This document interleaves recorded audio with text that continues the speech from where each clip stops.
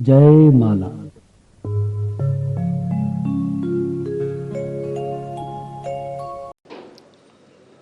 संतप्त मानस शांत हों, जिनके गुणों के गान में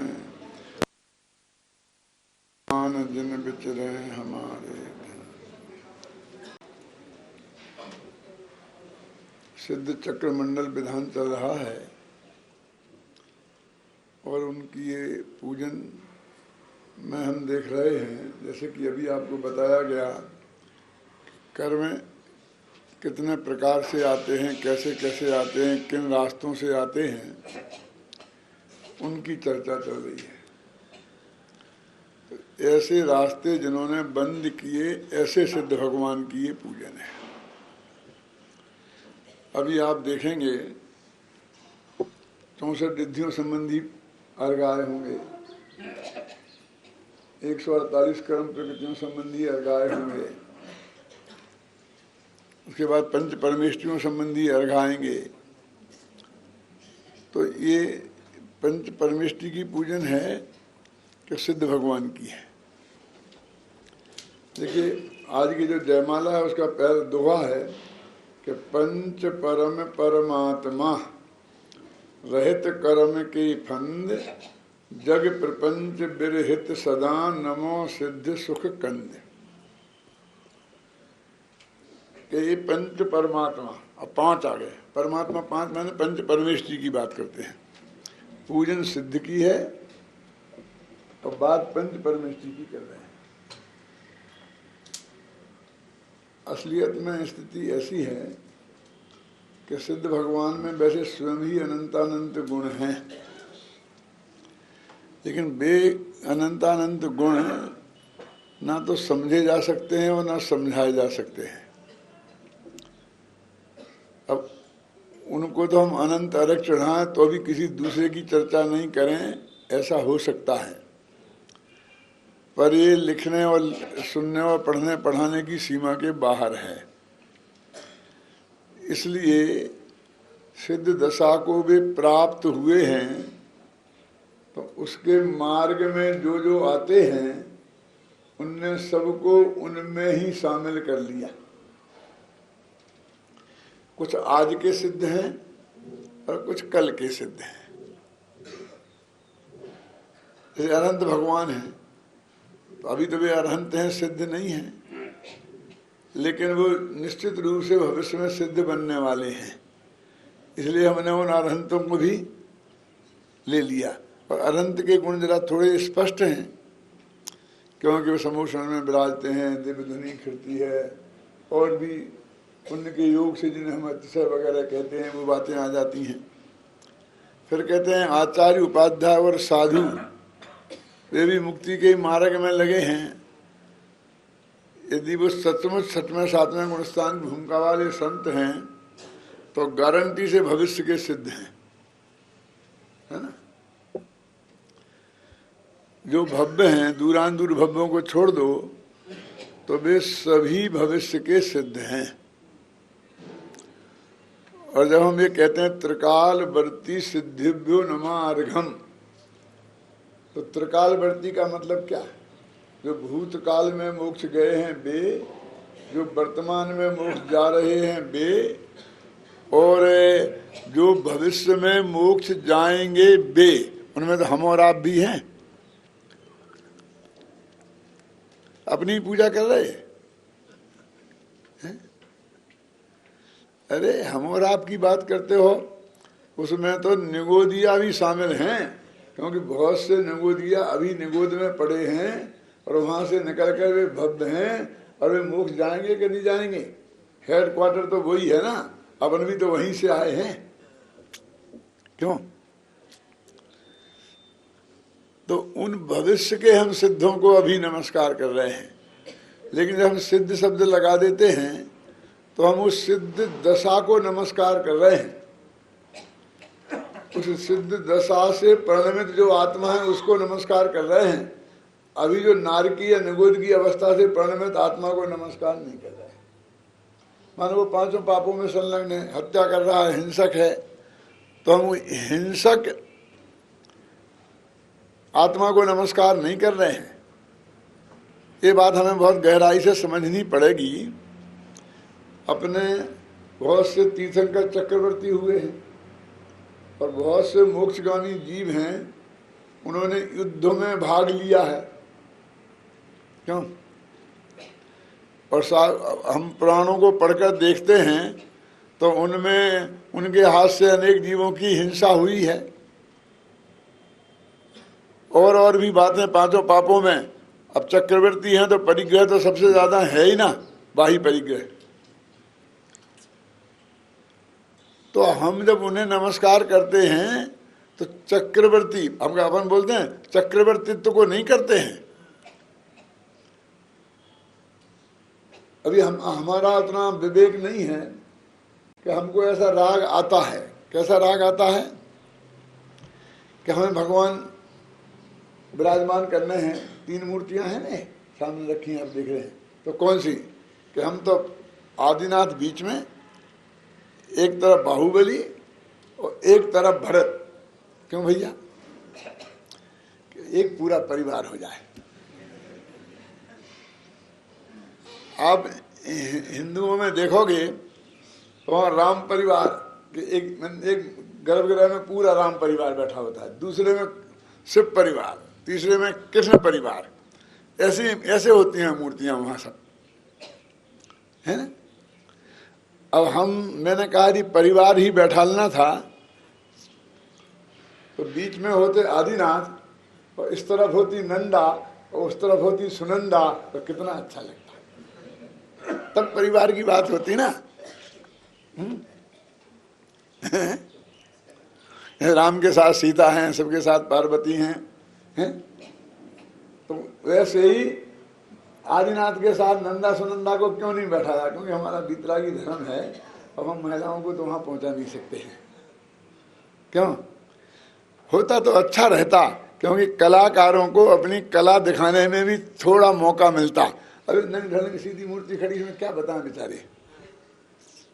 श्रृंगार करने का मौका मिलता, कपड़े होते, गहने होते, तो उनको बारीकी से यहाँ से दिखाते, क्यों श्रृंगारते। क्योंकि ये बीतराग धर्म है, इसलिए हम इतने आगे तो नहीं बढ़ सकते थे। और परिवारवाद हमने कूट कूट के भरा है ना। तो हमने परिवार की जोड़ी बनाई तो भरत, बाहुबली और राजा सुदर्शन देव की बनी। क्यों? तो 3 मूर्तियां तो रखना अच्छी लगती है ना। तो 3 में आदिनाथ, आदित्यनाथ और संभवनाथ क्यों नहीं हो सकते थे? बेचारे संभवनाथ को तो कोई पूछता ही नहीं है? यदि हमने उन 24 तीर्थंकरों में उसको छोड़कर और उनके साथ भरत और बाहुबली को खड़ा किया तो निश्चित हमारे चित्त में कहीं बहुत गहराई में एक परिवारवाद बसता है। इसे हमें गहराई से पहचानने की कोशिश करना चाहिए। वो मूर्तियां पूज्य नहीं है ये मैं नहीं कह रहा हूं, क्योंकि भरत और बाहुबली दोनों मोक्ष गए हैं, सिद्ध दशा में हैं, अरहंत हुए हैं, तो उनकी पूजा में कोई दिक्कत नहीं है। गलती वहां नहीं हुई है, गलती यहां हुई हो तो हम उसे पकड़ रहे हैं। जब हमने ये बात कही तो दूसरे बोले पंडित जी आप ठीक कहते हैं, हमने तो जो बनाई ना 3 मूर्तियां लगाई अपने यहाँ, वो शांतिनाथ, कुंथनाथ और अरहनाथ की लगाई। हमने कोई बाप बेटों का हिसाब नहीं रखा बिल्कुल। अरे तुम भरत बाहुबली को खड़े करोगे आदिनाथ के साथ तो तुम्हें वे बाप बेटे दिखेंगे, और जब तक बाप बेटे पने का रिश्ता तोड़ के नहीं जाते तब तक तो कोई मुनि नहीं बन सकता है। मोक्ष में जाना तो बहुत दूर। ले दौलत प्राण प्रिया को तुम मुक्ति ना जाने पाओगे, यदि एकाकी चल पड़े नहीं तो यहीं खड़े। क्यों? माने 3 जो महान सिद्ध दशा को प्राप्त महापुरुष हैं वो ध्यान में आते हैं कि बाप बेटे ध्यान में आते हैं। क्यों ऐसा करते ना? बीच में भरत, एक तरफ ऋषभदेव और एक तरफ बाहुबली हैं, शर्म नहीं आती? बाप को कोने में खड़ा कर देते। भाई मोक्ष में तो तीनों ही है ना, उसमें क्या फर्क पड़ता है कि बीच में किसको किया, बगल में किसको किया। लेकिन तुम्हें तो बाप बेटे याद आ रहे। अपने मन का चोर पकड़ना, तो उनने क्या कहा कि हमने तो 3 किए, शांतिनाथ, कुंतनाथ और अरयनाथ। क्यों भैया? बांसपूज, विमलनाथ और अनंतनाथ कैसे रहते है? कहीं नहीं। क्यों? आपको पता नहीं है। तीनों चक्रवर्ती और तीनों कामदेव और तीनों तीर्थंकर, 3 पदवी के धारी। तो हमको तो कामदेव की मूर्ति लगानी है ना, हमको तो चक्रवर्ती की मूर्ति लगानी है ना। बेचारा मोक्ष में चला गया भरत चक्रवर्ती, आज जब चक्रवर्ती चक्रवर्ती कहे जा रहे हैं। ये तो सिद्ध है या चक्रवर्ती है? सिद्धों में भी चक्रवर्ती होते हैं, है ना। वहां 12 चक्रवर्ती बैठे हैं सिद्ध शिला में। क्यों? चक्रवर्ती बैठे हैं क्या सिद्ध हैं वो? है? हमारे दिमाग में वो चक्रवर्तित्व की महिमा है। मैंने जिनेन्द्र वंदना में 3 छंद लिखे हैं, शांतिनाथ, अरयनाथ और कुंथनाथ। तो चक्रवर्तित्व साथ वाले तीर्थंकर है ना। तो वहां भी हमें वैभव पैसे की महिमा आई। क्यों? चक्रवर्ती की मूर्ति लगाई तुमने 3। तीर्थंकर तो बांसपूज और विमलनाथ भी थे क्या? नहीं थे। हमने कामदेव, कामदेव तो शरीर की सुंदरता को बोलते हैं। तो हमें शरीर की सुंदरता को हमने महत्व दिया। हम अपने हृदय के कोने में जो बसा मिथ्यात्व है उसको देखें, उसमें कोई गलती है। शांतिनाथ, कुंतनाथ और अरयनाथ पूज्य नहीं है ऐसा मैं नहीं कह रहा हूं। अपने मन में आपका जो हिसाब क्या है। अब आज एक नया चक्कर चला है, फिर 3 मूर्तियां रखी जाती थी सब जगह, इसलिए हमने जानबूझ के ऐसी लगाई कि जिसमें कोई हिसाब किताब जमे ही नहीं। क्या? एक आदिनाथ, एक महावीर, एक शांतिनाथ। ख्याल में है ना? कहीं से कोई हिसाब नहीं बैठे, किसी की कोई रिश्तेदारी उनसे नहीं जमे। अब एक पंच बालयती निकले। क्यों? ये पंच बालयती क्या होते हैं? ये बालयती हैं जो मोक्ष में जाकर के कुछ ज्यादा सुखी होते होंगे। ये बालयती क्या होता है? बाल माने तो मूर्ख होता है। पढ़ लो संस्कृत में किसी बार क्या होता है। बाल मरण किसे कहते हैं? शांति। बाल, बाल तो बच्चे को बोलते हैं।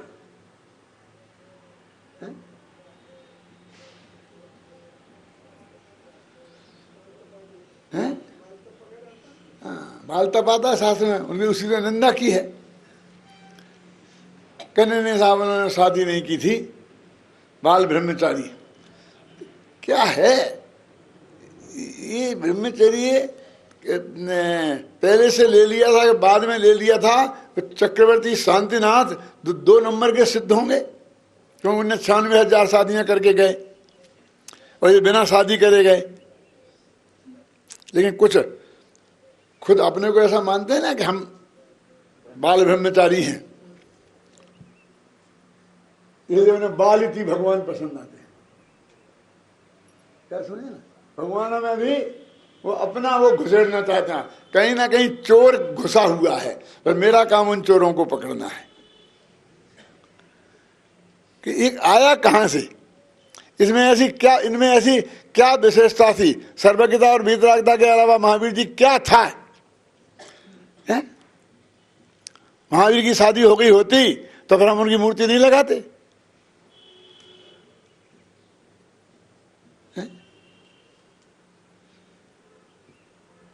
ऐसे ऐसे हम अंदर में झांक कर देखें तो बहुत घृत मिथ्या तो हमारे पकड़ में आएगा। देवदास जी की घटना है, समोषण बन रहा था, 24 तीर्थंकर की मूर्ति विराजमान होने थी। घोषणा की गई 25-25 हजार रुपया जो देंगे उनकी तरफ से विराजमान की जाएंगी। तो फटाफट लोगों ने लिखाया, एक आदमी ने लिखाया कि मेरी शांतिनाथ भगवान की मूर्ति मेरी। अब शांतिनाथ के ग्राहक 10-5 आ गए और विमलनाथ को कोई लेगा ही नहीं।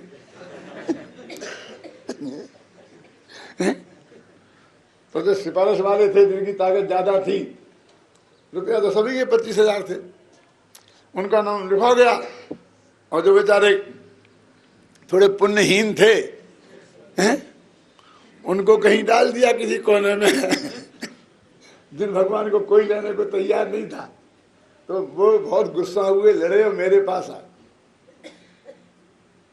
ये अन्याय नहीं चलेगा। क्या हो गया बताओ तो भाई। तो उन्होंने कहा ऐसा ऐसा है, अब मेरे को फला चटा रहे।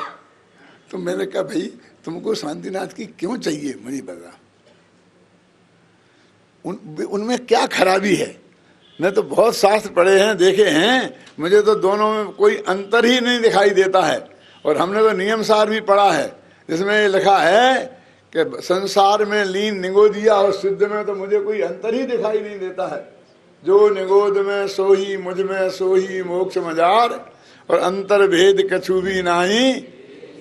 क्या आपको मालूम नहीं है? नहीं मुझे तो मालूम नहीं है। अपने बेटे का नाम शांतिलाल, तो तुम अपने बेटे की मूर्ति लगा रहा है कि शांतिनाथ भगवान की ओर? कहीं ना कहीं कोई ना कोई चोर, क्यों बोला?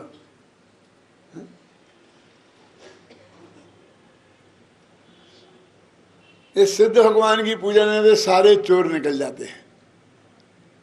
अब सिद्ध भगवान में तो वो है ही नहीं। सचमुच सिद्ध की पूजन तुम कर रहे हो, तो बाल ब्रह्मचारी होके मोक्ष गए थे कि 96,000 शादियां करके वहां छोड़ के मोक्ष गए थे, लेके तो कोई नहीं गया। तो सिद्ध में क्या फर्क है? तो सिद्ध पूजन इस संपूर्ण मिथ्यात्वों से रहित है। अब इन्होंने पंच परमेश्वरी को ले लिया। दुनिया में न्याय को बनाने वाले पंच माने जाते हैं। पंच को परमेश्वर कहते हैं ना, तो इन्हें भी पंच चाहिए थे। देखो ना, पंच परम परमात्मा, 5 हैं वो उत्कृष्ट परमात्मा हैं। और रहित कर्म के फंद, जो कर्म के बंधन से मुक्त हो गए हैं। जग प्रपंच बिरहत सदा, और संसार के प्रपंचों में जो पड़ते नहीं हैं।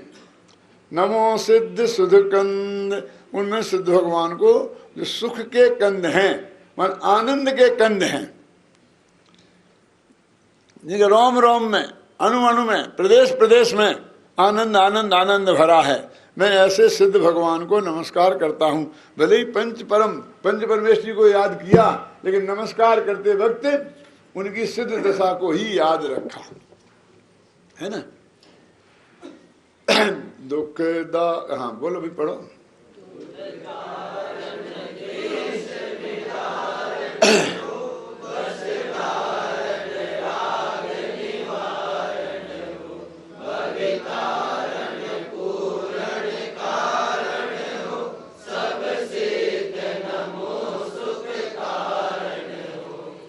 इस जगत में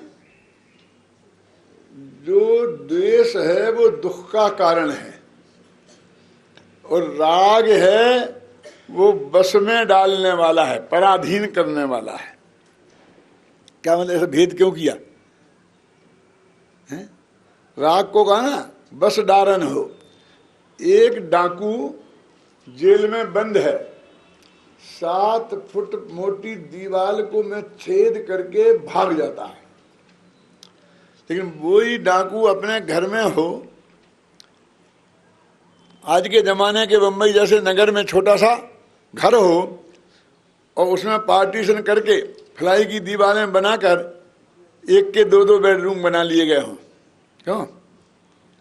अब एक कमरे में वो सो रहा है और बाहर से कोई कुंडी लगा के चला गया, अब वो वहां बंद है, अंदर चिल्लाता है, घर में कोई नहीं है, 4 से 8 घंटे वहां बंद रहता है। वो वही डाकू है जो 7 फुट मोटी दीवार को तोड़ के आया है। आधी इंच कहाँ, एक सूत के बराबर फिलाई को वो तोड़ के बाहर नहीं आ सकता। क्यों ऐसा क्यों होता है? क्योंकि उस दीवार से तो द्वेष था, और इस फिलाई की दीवार से राग है। क्यों? खुद बनाई है, पैसा लगे है ना। राग की ताकत समझ में आई ना, बस में डालने वाला है। वो दीवार हमें कैद में नहीं रखती है, जिससे हमें राग है वो कैद में रखता है। ये पुलिस वाले चार चार पकड़ लेते हैं, कमांडो आगे पीछे रहते हैं, और फिर भी आतंकवादी छूट के भाग जाते हैं कि नहीं? लेकिन कोई बंधन नहीं है। पिताजी बंबई जा रहे हैं, ख्याल नहीं ना, 2-3 महीने का काम है, वहीं रहना पड़ेगा। अब यहां से बंबई तक बीच में रास्ते में कोई डोरी नहीं है, 2 वर्ष का बच्चा है, पापा पापा करके रोने लगता है, और उसकी मम्मी रोती दिखती नहीं है, दिल से वो भी रोती है, क्यों? और वो चला जाता है छोड़ के।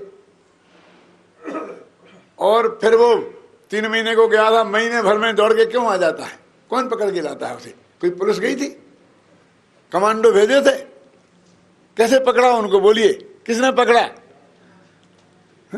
बिना डोरी के खिंचा चला आता है कि नहीं खिंचा चला आता है? तो बस में डालने वाला कौन है? स्पेशल उन्होंने कहा कि तुझे संसार बंधन में फंसाने वाला राग है।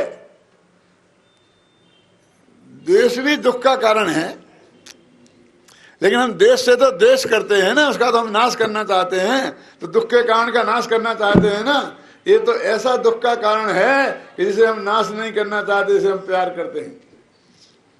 और फिर उसके हमने 2 भेद कर लिए, शुभराग और अशुभराग। जो हमें बस में डालने वाला था, भगवान तो बीतरागी है ना, सिद्ध भगवान बीतरागी है ना, तो सुबह सुबह दोनों ही राग से रहते हैं कि नहीं? और हमने उसको एक राग आके धर्म की कोटि में आके बैठ गया,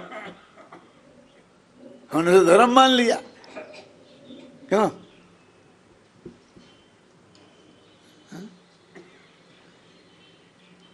जब ऐसा कहा था कि राग दुखमय, दुख रागमय, ऐसी वस्तु स्थिति थी, तो वहां कहां भेद किया था शुभ अशुभ का?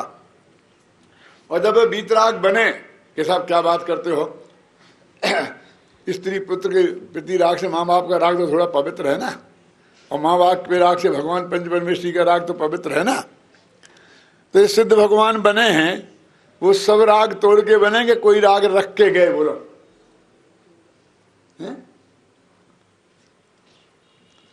तो इसलिए कहते राग सबसे ज्यादा खतरनाक है। 6 डाला में ऐसा नहीं लिखा कि द्वेष आग दहे सदा, ऐसा लिखा यह राग आग दहे सदा ताते समामृत से ये। ऐसा नहीं लिखा कि नीम की आग जलाए और चंदन की आग ठंडक पहुंचाए। चंदन तो ठंडक पहुंचाता है ना, ठंडा होता है ना, चंदन ठंडा होता होगा, लेकिन चंदन की आग ठंडी नहीं होती है। आग चाहे नीम की हो चाहे चंदन की हो, उसमें हाथ रखोगे तो वो जलाएगी ही। राग किसी भी प्रकार का क्यों ना हो, वो आग है, और वो जहां होगा उसे जलाएगा। ख्याल में है ना? आग का ये नेचर है कि हमने हाथ से लेकर दूसरे को आग ऐसी फेंक के मारी, तो उसे लगे चाहे ना लगे, वो जले चाहे ना जले, अपना हाथ गारंटी से जल जाएगा, जल जाएगा ना। ये राग की बात करी। अब कहते भवितारण पूर्ण कारण हो, भव्य जीवों के संसार से पार उतरने के लिए, या परिपूर्ण कारण हो। परिपूर्ण कारण माने क्या? देखो, बच्चों को सुलेख लिखाया जाता था पहले, अर्थवाद लिखाया जाता कि नहीं पता नहीं है। क्या अध्यात्म भी चलता है कि नहीं चलता है? सुंदर लेख, तो ऊपर की एक पंक्ति छपी रहती है, और उसे देख देख कर नीचे की पंक्ति बच्चे लिखते हैं वैसे ही अक्षर से। तो ये सिद्ध भगवान उस सुंदर लेख की ऊपर की पंक्ति है, और जैसे वो बच्चा के हमें ऊपर की, कब तक लिखना वो, कि जब तक ऊपर की लाइन जैसी है वैसे तेरे राइटिंग में आ जाए तब तक कोशिश करना। तो सिद्ध भगवान ऊपर की पंक्ति हैं, ऊपर बैठे ना। और हमें कैसे भगवान बनना है बोलो? अरहंत जैसे क्या सिद्ध जैसे? भाई साहब, सिद्ध जैसे में क्या दम है? अरहंत होंगे तो बैठे होंगे समूह शरण में, लोग जय जय करके नारे लगाएंगे, इंद्र आके सेवा करेगा। क्या रखा वो सिद्ध फिद्ध में? क्यों? आदर्श क्या? आदर्श का मतलब कि तुम क्या बनना चाहते हो, तुम्हारा उद्देश्य क्या है। तो कहते हैं सिद्ध भगवान का परिपूर्ण कारण है, माने हमें ऐसे बनना, मतलब वो ऊपर की लाइन हमें सिखाती नहीं है कुछ। सिद्ध भगवान हमें कुछ सिखाएंगे नहीं, अरहंत भगवान जैसा उपदेश नहीं देंगे, फिर भी ये पूर्ण कारण है। क्योंकि अरहंत ये कहते हैं कि बेटा तुम हम जैसे नहीं सिद्धों जैसे बनना। क्यों? पुलिस का इंस्पेक्टर अपने बेटे को पुलिस का इंस्पेक्टर नहीं बनाना चाहता है, एसपी बनाना चाहता है। क्यों? एसपी अपने बेटे को आईजी बनाना चाहता है। ख्याल में ना, अरहंत भगवान अपने बेटों को अरहंत नहीं, लेकिन ये बात जुदी है कि आईजी बनने के बीच में एसपी की पोस्ट भी आएगी, रास्ता वहीं से गुजरता है ना। क्यों? ऐसे ही सिद्ध बनने के लिए अरहंत की पोस्ट भी बीच में आएगी। समय अमृत पूरित देव सही,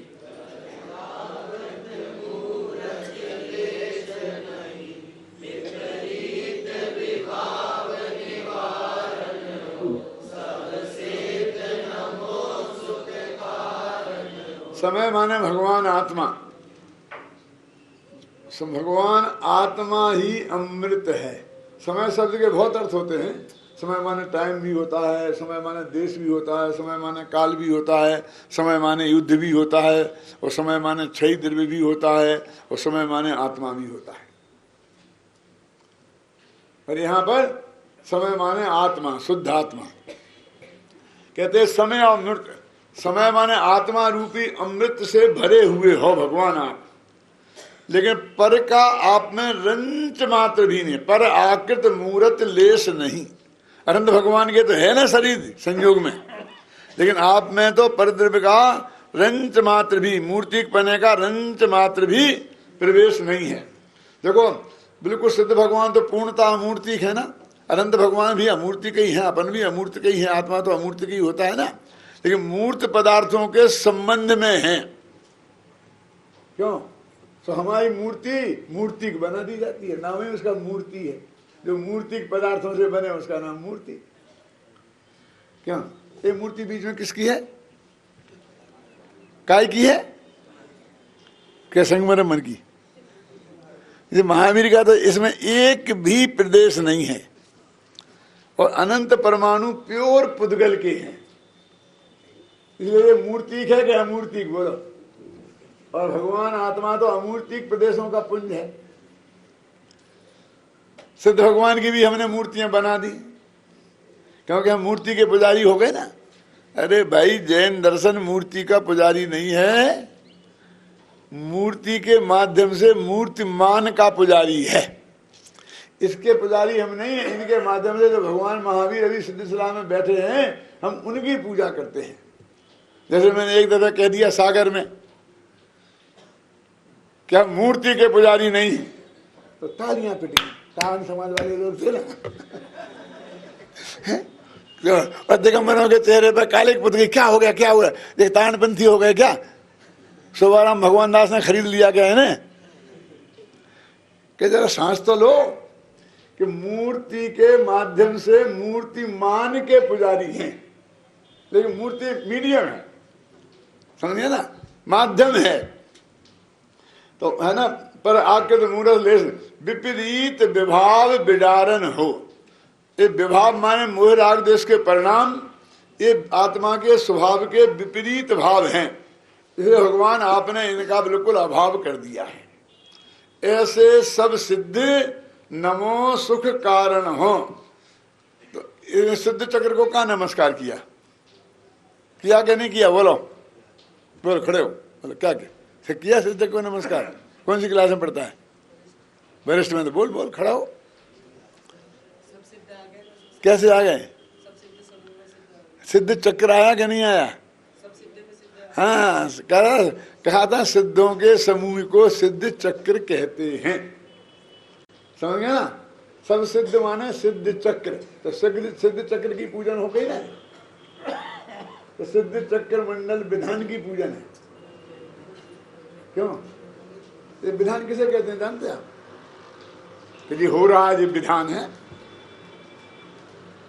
विधान माने होता है भेद प्रभेद। तो विस्तार से भेद प्रभेद करके उस चीज को समझना, उसका नाम है विधान। कर्म दहन विधान। तो कर्मों के भेद कर करके समझाएं।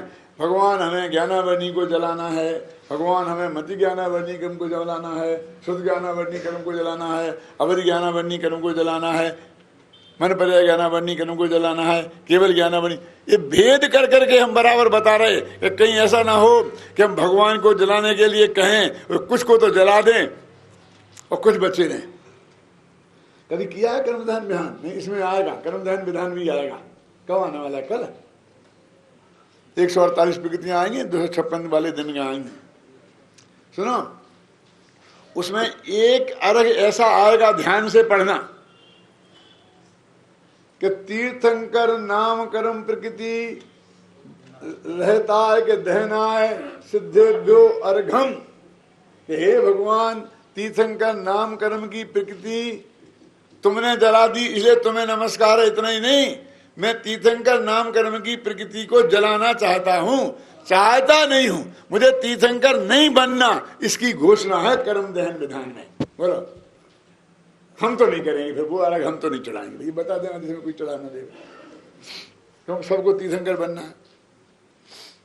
भगवान से प्रार्थना पत्र तो ये लगा रहे हो हैं क्या, कि इंद्रादि के पद नहीं चाहूं, विषयन में नाही लुभाऊं, राग आदि के दोष हरिजे, पर माता में निज पद दीजे। तुमने कहा था मुझे इंद्रादिक पद नहीं चाहिए, क्या 5 इंद्रिय के विषय नहीं चाहिए, ये राग देश खत्म कर दो और मुझे निज पद दो, मैंने सिद्ध सलाह में बुला लो।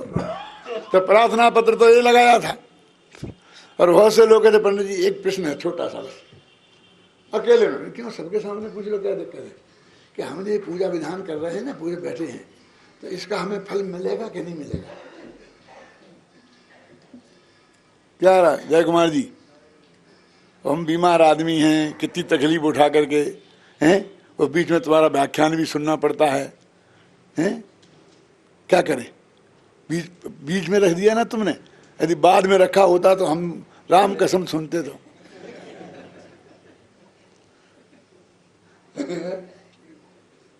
कुछ फल मिलेगा कि नहीं मिलेगा इसका? मैंने कहा तुम्हें फल मिला नहीं है, कल के बैठे थे, कल मिला नहीं, हमें तो नहीं मिला, तो अभी नहीं मिला तो कभी नहीं मिलेगा। ये तुम राग की भट्टी में जल रहे थे, अशुभ राग की भट्टी में हैं, और स्त्री पुत्र के गुणगान कर रहे थे, लौकिक जनों के गुणगान कर रहे थे, राजनीतिक नेताओं के गुणगान कर रहे थे, किसी को गालियां दे रहे थे, किसी की प्रशंसा कर रहे थे। अब वहां से निकल कर ये सिद्ध भगवान के गुणों का गान कर रहे हो, तो तुम्हें उसका ये फल नहीं मिला, शांति कुछ मिली कि नहीं मिली? जीवन बाबू मिली तो फिर भी मिलेगी, पर अभी नहीं मिली तो समझ लेना पुण्य भी नहीं बनेगा। जब पुण्य बंधेगा तो भविष्य में उदय आएगी तो मिलेगी। जब तुम्हारे परिणाम ही निर्मल नहीं हुए तो पुण्य कैसे बंधेगा? अभी जो मिलेगा वो मूल है और भविष्य में जो मिलेगा वो ब्याज है। मिले तो ठीक और नहीं मिले तो ठीक, क्योंकि हमने प्रार्थना की हमें पुण्य नहीं चाहिए। क्यों? ख्याल में है ना, प्रार्थना तो हमने एक की थी ना, तो तुम कहते मिले, तुम्हें तो वो मिलेगा उसकी तरफ ध्यान है, जो मिल रहा वाले की तरफ ध्यान है ही नहीं, है ना। विपरीत विभावे विदारन हो, सब सिद्ध नमो सुख कारण हो। सुख के कारण जो सब सिद्ध भगवान, उनको मैं नमस्कार करता हूँ। अखे ना अभी ना अच्छी,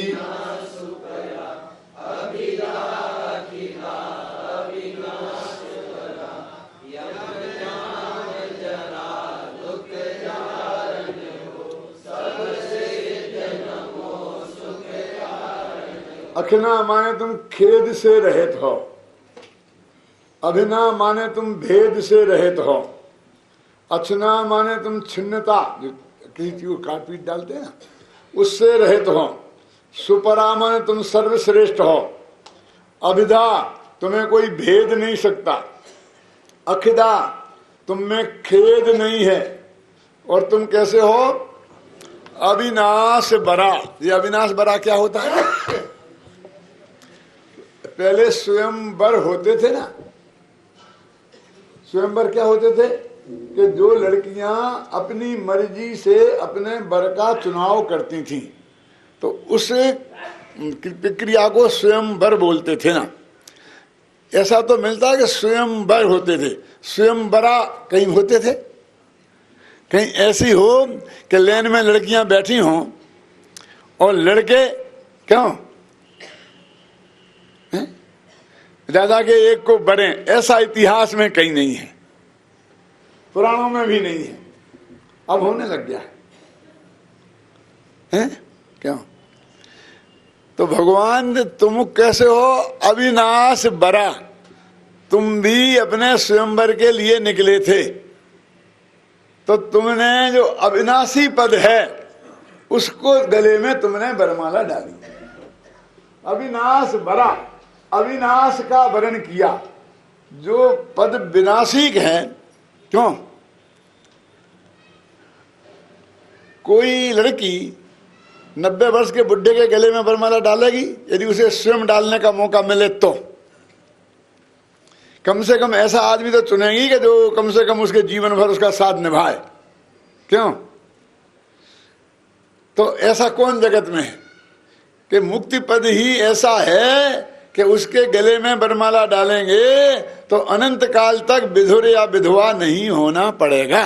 ऐसा वर्ण किया तुमने। किसको वर्ण किया? अविनाशी जो पद मुक्ति है, मुक्ति कन्या है, तुमने उसका वर्ण किया। क्या विनाश बड़ा का अर्थ समझ में आया ना? अब और क्या है भाई? हाँ, यम जाम जरा दुख जारन हो। यम माने मृत्यु, जाम माने जन्म, और जरा माने बुढ़ापा। जन्म है ना, तो बोलते जन्म जरा मृत्यु विनाश नाश जलम। यम माने मृत्यु, और जाम माने जन्म, और जरा माने बुढ़ापा। ये जो दुख हैं इसके तुम जलाने वाले हो। सब सिद्ध नमो सुख कारण हो। सब सिद्ध जो हमें सुख के कारण हैं उन्हें मैं नमस्कार करता हूं। चलो आगे।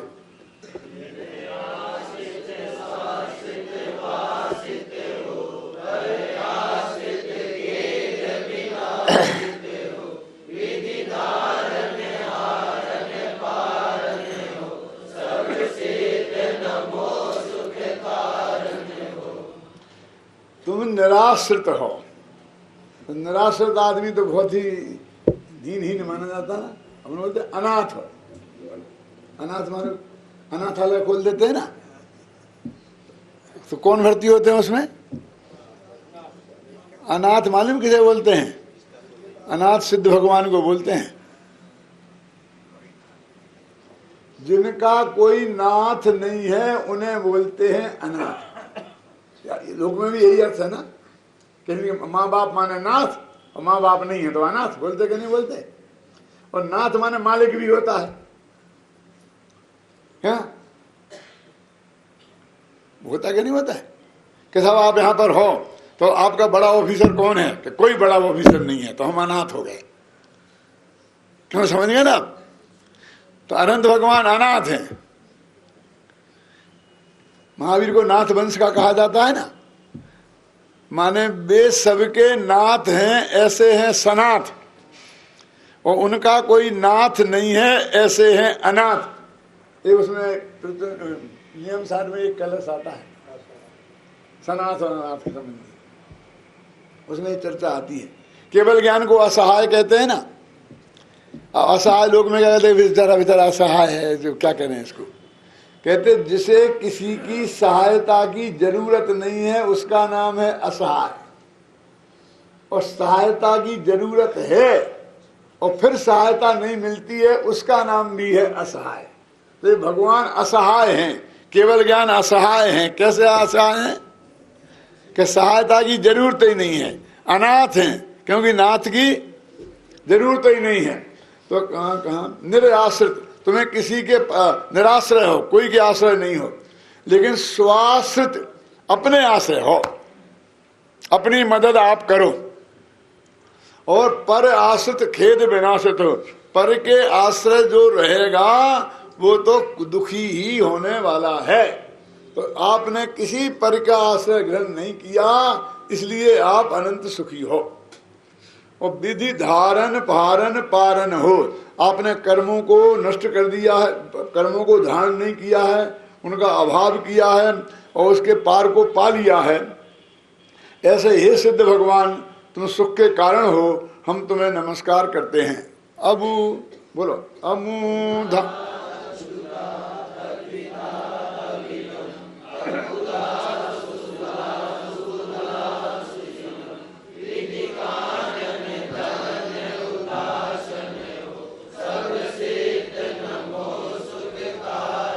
क्या अबिदा मबिदा बबदा लगा रखा है क्या? अमुदा माने तुम मूर्खता से रहित हो, है ना। अछुदा माने तुम्हें भूख नहीं लगती है। अद्विधा तुम्हें कोई दुविधा नहीं है, तुम्हें कोई भेद प्रभेद नहीं है। अकुधा तुम्हें खोटी बुद्धि नहीं है। सुसुधा तुम अमृत के खजाने हो। सुबुधा तुम ज्ञान के खजाने हो, सम्यक ज्ञान के खजाने हो। और सुसुदम अच्छी तरह सिद्ध हो गए, कुछ काम बाकी नहीं रह गए हैं। कृत कृत्य बोलते हैं ना, अट्ठ गुणा किच्चा लो यज्ञ वासनो सिद्धा। और विधि कानन दहन हुतासन हो, ये क्या चक्कर है? विधि माने कर्म आठों, वही कानन माने जंगल। तो कर्म रूपी जंगल को जलाने वाले हो। कैसे? कि एक हुतासन होती है जो जंगल में आग लग जाती है।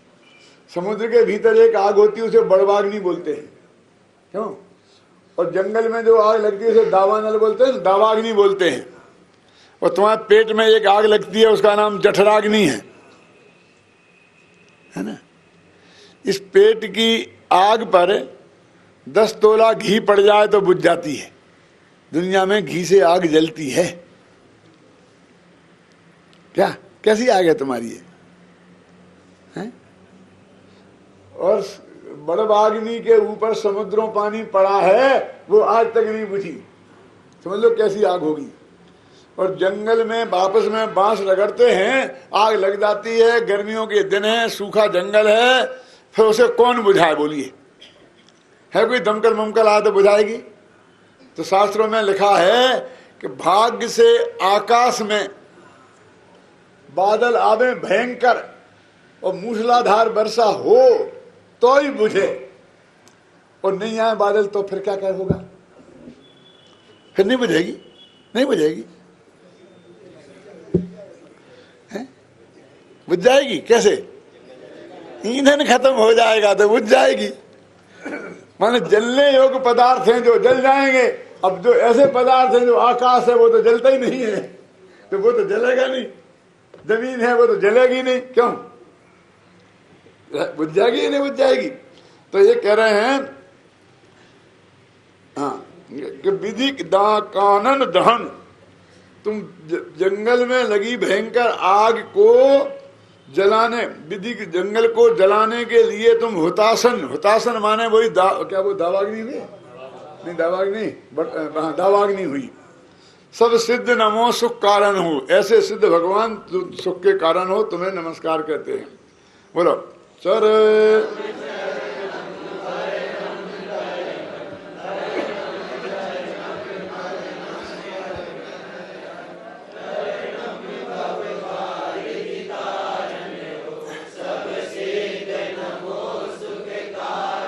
ये क्या है? देखो, शरणम चरणम, हे भगवान मैं तुम्हारी चरणों की शरण में आया।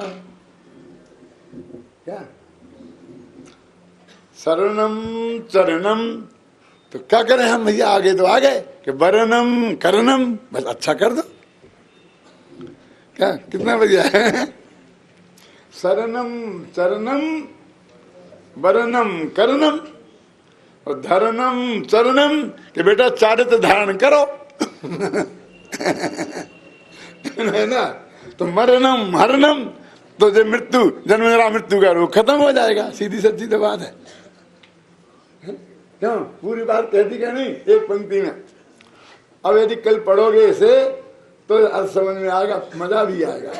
अलग भाग्य की दुर्भाग्य की बात ये है ना कि तुम्हें जयमाला है तो तुमने पहले पढ़ ली और अर्थ हम बाद में बता रहे हैं। अब पढ़ने का नंबर नहीं आना है, आगे आगे की पढ़ोगे जब हम पीछे पीछे चलेंगे तुम्हारे। हैं? कल की जयमाला कुछ याद है? बोलो। जय करण कृपाण सुप्रथम बार मिथ्यात्व सुभट कीनो प्रहार कोट विपर्यय मति उल्लंघ। अर्थ समझ में आ रहा तो एकदम याद हो जाएगी। अम्मा अन्ना जी ऐसा रटना नहीं पड़ेगा तुम्हारे लिए। उसके लिए मैंने एक पूजन आज तक याद नहीं की और करता भी नहीं हूं। तुम देखते हो ना, पढ़ी लिखी हो ना, करता कम हूं, तो भी मुझे सब पूजने याद है। कैसे क्या हुआ होगा कमाल। मैं जो भी पूजन कभी पढ़ता हूं तो उसमें बहुत उपयोग लगा के उसकी रग रग में अंदर पहुंचने की कोशिश करता हूं, और जब मैं उसको पहुंचता हूं तब तक मुझे याद हो जाती है वो। बस खत्म। धरे नम चारे नम बरे नम करे नम और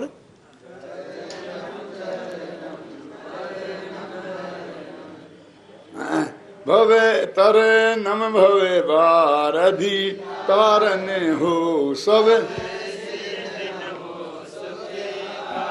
ये एक तरन तारण होते ना, ये तारणबंदी क्या बोलते हैं, इनका नाम पूरा नाम तरन तारण है, अकेला तारण नहीं है। जो खुद तरते हैं और दूसरों के तारने में निमित्त बनते हैं उन्हें बोलते हैं तरन तारण। जैसे नाव है ना, वो खुद तरती है और दूसरों को तारती है, खुद उस पानी के पार उतरती है और दूसरों को पार उतारती है।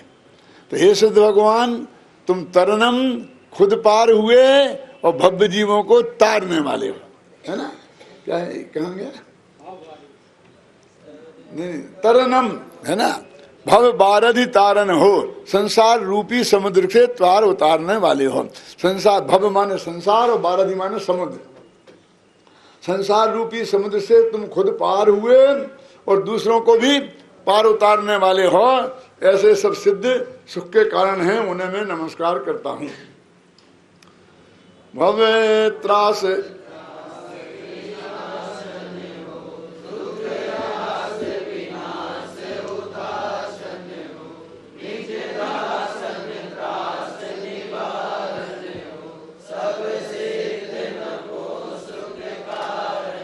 ये जो पुरानी किताब थी ना हस्तलिखित, उसमें ऐसा था ये, भवे वासे तरासे निवारण हो। तब वो तरास का अर्थ कोई समझ ही नहीं पाता था। वो तरास त्रास के अर्थ में था, तरास का तत्सम प्रयोग था, तद्भव प्रयोग था, समझे ना। तो मैंने कहा इसमें तरास ही लिख दो जिसमें कम से कम समझ में तो आए। लेकिन बोलना तरास तो छंद भंग नहीं होगा। क्या भवे बासे तरासे, कहते हैं कि संसार में रहने की जो तकलीफें हैं, त्रास माने तकलीफें, कहते बहुत त्रसित हो गए हम, तो बहुत त्रास दिया उसने। तो भवबास माने संसार में जो त्रास है, हे भगवान उसको आप नष्ट किया है। और दुख रास विनाश होतासन हो, कि दुख की जो राशि माने ढेर, उसके नष्ट करने के लिए कोई जंगल में लगी आग हो तुम, वहां विधि कानन दहन होतासन थे, और यहाँ दुख रास विनाश होतासन हो, दो ही है ना। निधि दासन त्रास निवारण हो सब, कहते तुम जो तुम्हारे दास हैं उनके त्रास को तुम दूर करने वाले हो। हे भगवान, तुम सुख के कारण हो, तुम्हें मैं नमस्कार करता हूं। तुम्हें ध्यावत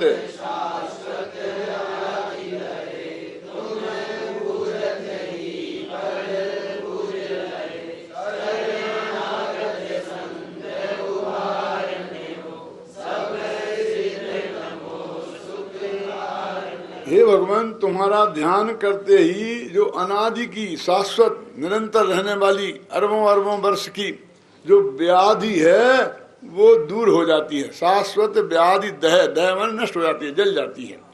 तुम पूजत ही पज पूज्य लहे, कि हम तुम्हारी पूजा करते हैं तो दुनिया हमारी पूजा करने लगती है ना? क्या कहते हैं? तुम्हें पूजत ही पद पूज्य लहे, पूज्य पद की प्राप्ति हो जाती है। कविता करके तुलसी बिल से, और कविता च लसी पा तुलसी कला। क्या क्या अर्थ समझ में आया ना?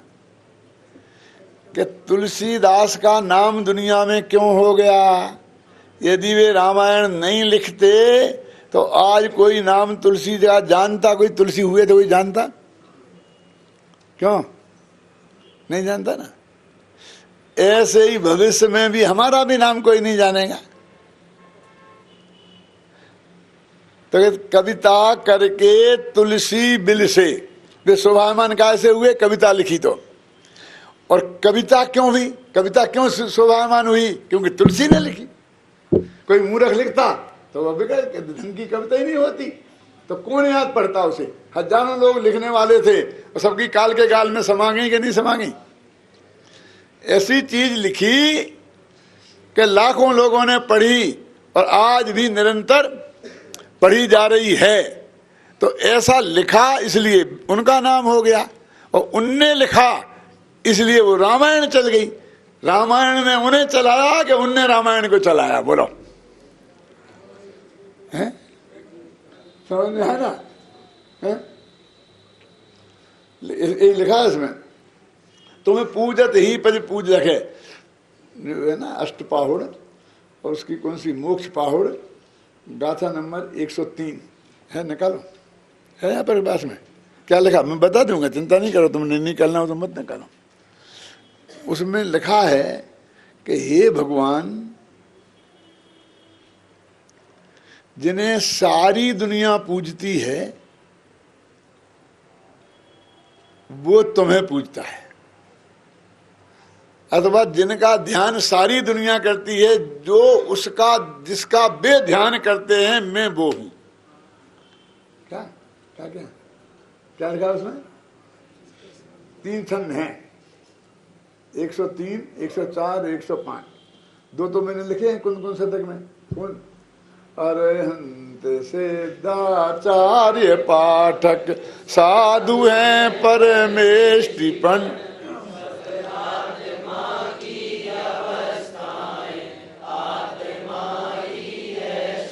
सम्यक सुदर्शन ज्ञान तप सम्यक आचरण।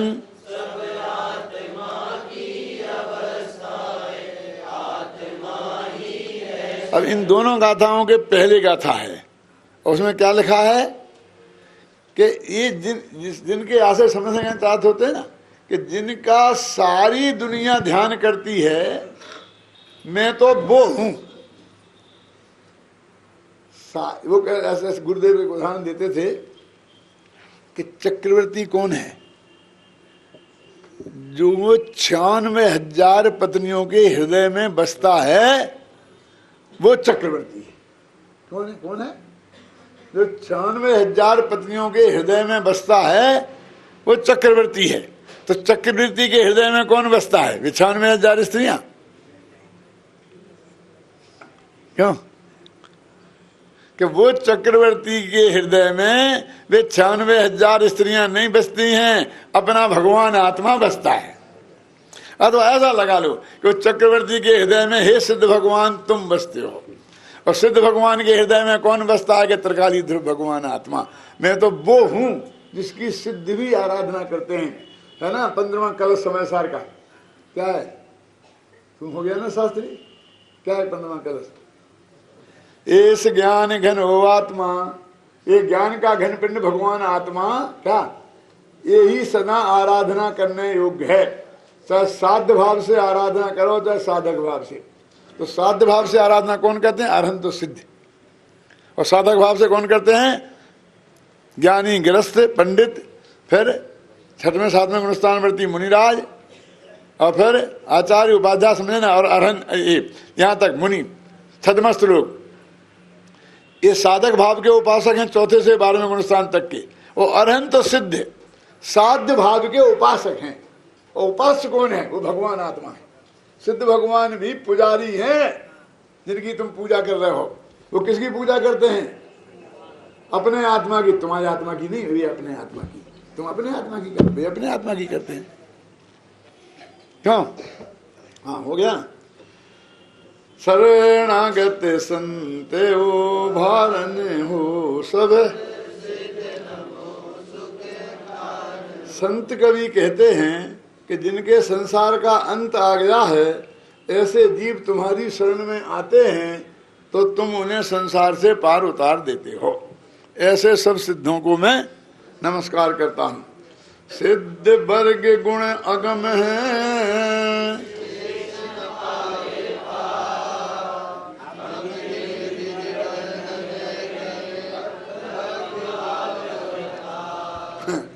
सिद्ध भगवान के गुण कैसे हैं?